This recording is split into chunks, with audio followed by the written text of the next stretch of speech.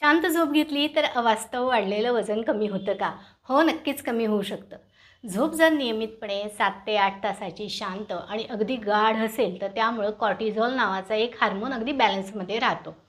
या हार्मोनच्या बॅलन्समध्ये राहण्यानं आपल्या पोटातलं अन्नपचन, ज्याला आपण डायजेशन म्हणतो ते, आणि पेशीमधलं सूक्ष्मपचन, ज्याला आपण मेटाबॉलिझम म्हणतो ते, हे दोन्हीही अगदी सुरळीत राहतं. त्यामुळं फॅट साठणं हा प्रकार होत नाही आणि अवास्तव वजनसुद्धा वाढत नाही. आपल्या आयुर्वेदानं सुद्धा उत्तम आरोग्यासाठी आहार आणि व्यायामासोबतच गाढ शांत झोप आवश्यक सांगितली आहे. गाढ झोप झाली तरच पचन व्यवस्थित होतं, शरीर अगदी आरोग्यसंपन्न राहतं, मन शांत समाधानी राहतं, प्रतिकारशक्तीसुद्धा उत्तम राहते, बौद्धिक क्षमता चांगली राहते. शिवाय सगळ्यात महत्त्वाचं म्हणजे नियमित शांत झोप घेतली तर मानसिक ताणतणाव अजिबात जाणवत नाहीत. यामुळे शरीरात म्हणजे क्रॉनिक अपचनाचा एंड प्रॉडक्ट जो अनेक आजारांसाठी कारण असतो तो निर्माण होत नाही. टॉक्झिन्स निर्माण होत नाहीत, ज्यामुळं पूर्ण शरीर हेल्दी राहायला मदत होते.